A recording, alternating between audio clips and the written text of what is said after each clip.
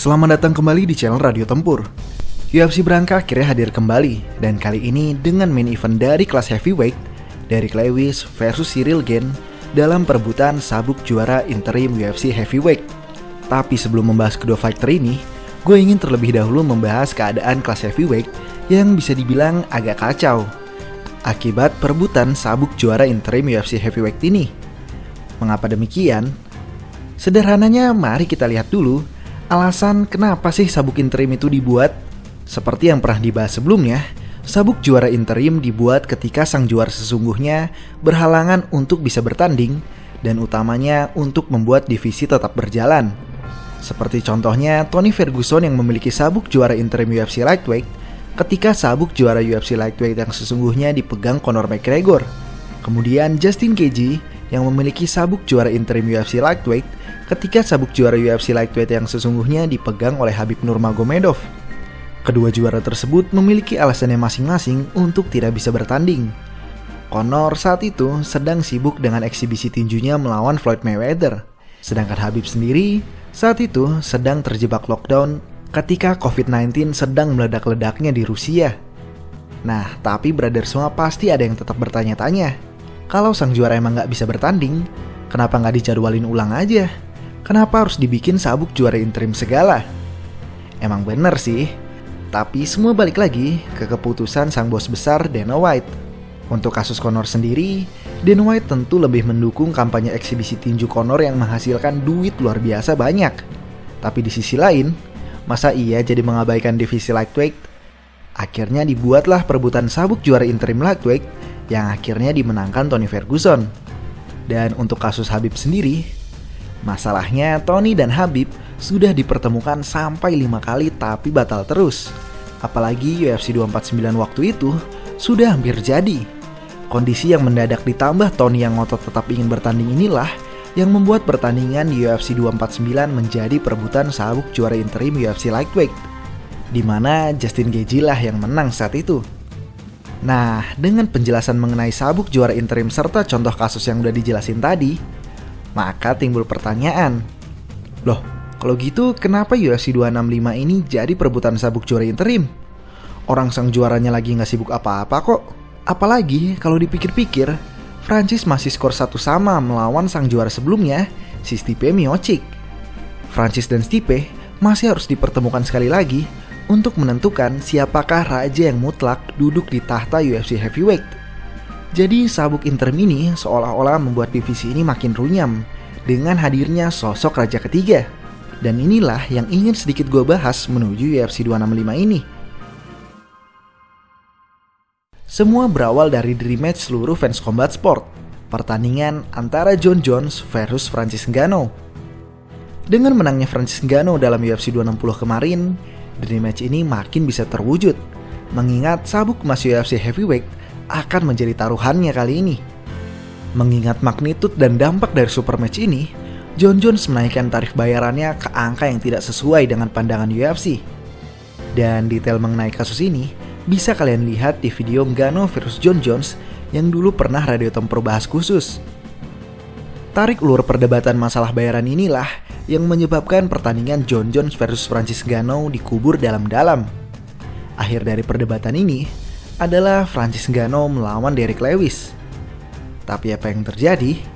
UFC 265 justru menjadi perebutan sabuk juara interim antara Derrick Lewis dan Ciryl Gane. Akhirnya, Marquel Martin, manajer dari Francis Ngannou, mengemukakan kekecewaannya. Melalui ESPN MMA, ia berkata, "Bagi kami ini sangat mengagetkan.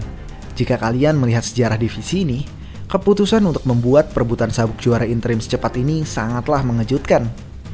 Francis baru saja kembali ke Amerika untuk memulai latihan. Dan dia baru saja menang gelar juara 3 bulan yang lalu. Kami tidak yakin apa alasan dibalik semua ini. Tapi kami berharap untuk segera mendapat kejelasan dan titik temu bersama UFC. Karena pada akhirnya, merekalah yang mengendalikan semua ini." Dan ternyata di kolom komentar postingan ESPN MMA itu, Pak Bos marah besar. Katanya, "Orang ini penuh kotoran. Dia sebenarnya tahu apa yang terjadi. Dan sebenarnya dia nggak kaget. Karena kami mengatakan padanya berulang-ulang kali. Manajemennya Francis ini sangatlah tidak kompeten. Dan saya harap Francis bisa mencari orang baru untuk membantu karirnya. Kalian terserah nih mau di pihak yang mana. Pihak manajer Francis atau Dana White. Tapi sebelum kalian nentuin pilihan, gue kasih tahu dulu nih. Ada satu orang lagi yang sakit hati dengan UFC 265 besok ini. Dan siapa lagi kalau bukan sang mantan juara UFC Heavyweight, Stipe Miocic. Dalam postingan Instagram One Championship, dengan foto Chatri dan tulisan "siapa yang harus saya kontrak", Stipe Miocic memberikan sinyal dengan emotikon berpikir. Seorang fans bertanya, apakah Stipe ingin mengkhianati UFC yang sudah membesarkan namanya itu, mengingat ia masih merupakan fighter aktif UFC. Dan Stipe membalas, "Saya seharusnya tidak perlu menunggu pemenang. Saya pemegang rekor title defense kelas heavyweight terbanyak sepanjang sejarah. Skor kami 1 sama. Tapi ingat dulu Daniel Cormier langsung mendapat rematch melawan saya dan trilogi." Dan kedua hal inilah yang membuat perebutan sabuk juara interim UFC Heavyweight sangatlah kontroversial. Tapi betapapun ngefans dan respectnya gue kepada Stipe Miocic, gue harus mengakui bahwa Stipe kurang menjual sebagai raja UFC Heavyweight. Kelas Heavyweight sudah menjadi kelas yang legendaris dari zaman tinju dulu. Dari para pecinta olahraga hingga masyarakat awam, melihat kelas ini menarik karena gladiator yang bertanding adalah fighter dengan ukuran tubuh yang tidak biasa, ditambah lagi pertandingan yang pasti berakhir dengan salah satu lawan terkapar di kanvas. Stipe sebenarnya memiliki kemampuan membuat orang terkapar di kanvas tersebut. Tapi yang tidak Stipe miliki adalah pesona seorang raja kelas heavyweight. Paras yang tidak mengerikan, dan ditambah Stipe tidak suka dengan trash talk. Dan sudah bukan rahasia umum bahwa UFC sudah sejak lama menantikan sosok raja UFC Heavyweight yang baru. Masalahnya, Stipe nggak kalah-kalah. Ketika kecolongan lawan Daniel Cormier pun, Stipe mampu membalasnya 2 kali berturut-turut. Nah, barulah kemarin ia kalah melawan Francis Ngannou. Meskipun skor mereka masih 1 sama, gue yakin UFC akan berusaha untuk memastikan Stipe jauh dari tahta raja UFC Heavyweight. Jahat memang, tapi kembali lagi, UFC ini adalah show bisnis. Seperti yang dibahas dalam ngobrol seru bersama Bung Bram minggu lalu, sehebat apapun prestasi Stipe Miocic untuk UFC atau bahkan untuk olahraga ini, kembali lagi, angkalah yang berbicara. Di sepanjang karirnya sebagai raja UFC Heavyweight, penjualan pay-per-view tertinggi yang pernah Stipe sumbangkan adalah 500.000. Jadi maaf saja, Stipe harus bisa lapang dada untuk menerima ketidakadilan ini. Nah, sekarang timbul pertanyaan baru. Kalau Stipe sudah bukan raja, dan raja yang sekarang adalah sosok yang diidamkan UFC sejak dulu, kenapa UFC 265 besok tetap jadi perebutan sabuk juara interim? Nah ini lagi, kabarnya sejak Jon Jones minta bayaran tinggi, Francis Ngannou pun ikut-ikutan minta bayaran tinggi. Dan tahu sendiri Dana White, kalau masalah duit paling perhitungan. Tapi di sisi lain, gue ngeliat perebutan sabuk juara interim UFC Heavyweight ini ada baiknya. Bayangin aja, dalam 5 tahun terakhir, lawan Stipe Miocic cuma 2 nama, Daniel Cormier dan Francis Ngannou. Meskipun Stipe berhak, trilogi melawan Francis akan membuat divisi ini menjadi divisi paling stagnan di 6 atau bahkan 7 tahun terakhir. Sabuk juara interim yang diperebutkan akhir pekan nanti adalah keputusan yang menurut gue cukup bijak untuk membuat divisi ini bergerak maju. Sekarang kita bahas calon raja yang ketiga. Dimulai dari Cyril Gane. Menurut gua Cyril Gane adalah contoh nyata bahwa genetik anugerah itu ada. Berbeda dengan kompetitor ranking tinggi di UFC saat ini yang sudah berlatih bela diri sejak kecil, Cyril Gane baru berlatih bela diri ketika dia sudah besar. Ketika ia bekerja sebagai sales di toko furnitur, temannya yang melihat tubuh atletis Cyril Gane mengajak dia untuk berlatih Muay Thai.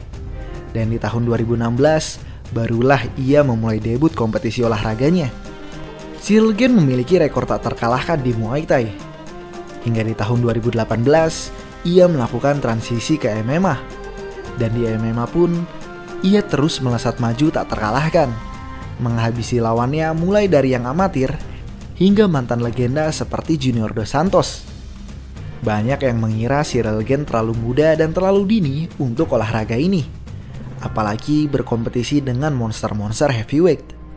Namun ia membuktikannya setelah mengalahkan Jairzinho Rozenstruik dan Alexander Volkov.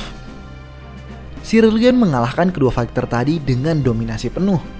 Memang yang jadi kritik adalah gaya bertanding Cyril Gane yang tidak mencerminkan seorang fighter heavyweight, di mana Cyril Gane lebih bermain teknik ketimbang knockout power. Tapi kembali lagi, menang tetaplah menang. Ketika melawan knockout artis seperti Jairzinho pun, Jairzinho dibuat bukannya tidak mengeluarkan, tapi tidak bisa. Cyril Gane memang memiliki kemampuan distance management yang luar biasa cantik. Dengan tubuh heavyweight sebesar ini, Cyril Gane mampu bergerak dan mendikte jalannya pertandingan layaknya seorang fighter lightweight. Dan kalau kalian melihat video sparring Cyril Gane melawan Francis Ngannou, meskipun mereka sedang light sparring, kalian bisa melihat betapa teknis dan tingginya fight IQ yang dimiliki Cyril Gane. Tapi lawan yang Cyril Gane hadapi adalah orang yang bisa membantah semua konsep-konsep tersebut. Teknik, kardio, fight IQ, wrestling tidak akan ada artinya ketika satu saja pukulan dari Derrick Lewis mendarat telak. Salah satu contoh paling jelas dari hal tersebut adalah pertandingan terakhirnya melawan Curtis Blaydes.